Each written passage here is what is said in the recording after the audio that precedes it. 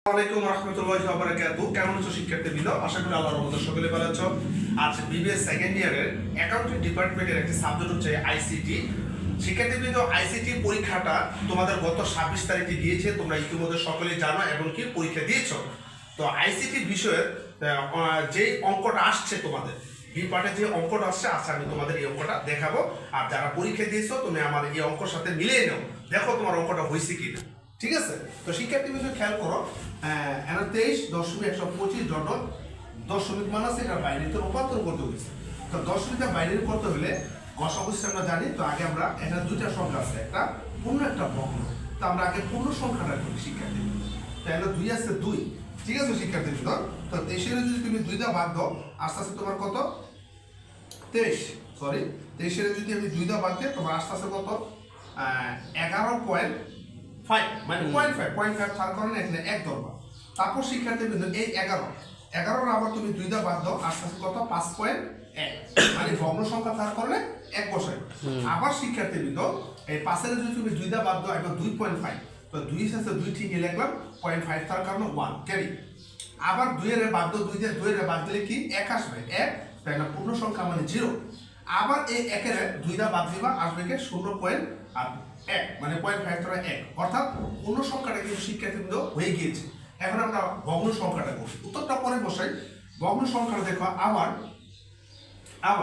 ভগ্ন সংখ্যাটা ঠিক এইভাবে রাখবে, পয়েন্ট কত 125, ভগ্ন সংখ্যারে গুণ দিবা, ভগ্ন সংখ্যারে গুণ 125টা যদি আমি 2 দিয়ে গুণ দিই, তা আমার আস্তে আস্তে কত শিখা 0.25, মানে পূর্ণ সংখ্যা 0 আছে আর ভগ্ন সংখ্যা 25। তারপর শিক্ষার্থীবৃন্দ এই 0.25কে আবার আমি 2 দিয়ে গুণ দিব, আমার আস্তে আস্তে কত 0.5।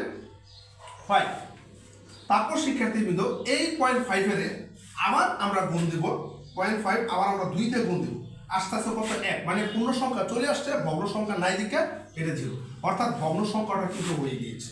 এখন উত্তরটা কি বলে লিখবে শিক্ষার্থীবৃন্দ? আগে পূর্ণ সংখ্যার উত্তরটা আসে। তাই পূর্ণ সংখ্যার উত্তরটা হচ্ছে 1 0 1 1 1, এই যে আমরা মানগুলো উঠে গেছে। আর ভগ্ন মানে এখানে ভগ্ন থেকে আমরা ভগ্ন মানটা দিলাম দশমিক, আর ভগ্ন মানটা উপর থেকে বিচার হয়ে যায় 0 0 1।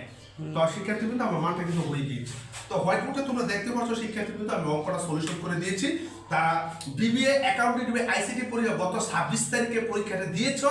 এখন তোমরা এই হোয়াইট বোর্ডের সাথে আমার অঙ্কর সমাধানটা মিলিয়ে নাও, মিলিয়ে দেখো তোমাদের যে পরীক্ষা 26 তারিখে পরীক্ষাটা তোমরা দিয়েছো ওই অঙ্কটার সাথে এটা মিল আছে কিনা। যদি উত্তর তোমাদের মিলে তো অঙ্কটা তো অবশ্যই হয়েছে, আর যদি এই উত্তরের সাথে না মিলে তাহলে তোমাদের অঙ্কটা হয়নি। তো শিক্ষার্থী তোমরা মিলে হোয়াইট বোর্ডে দেখতে পাচ্ছ, অঙ্কটা মিলে দেখো, পুনরায় করো। যদি মিলে তো ব্যাড লাক, গুড লাক, অঙ্ক হয়েছে।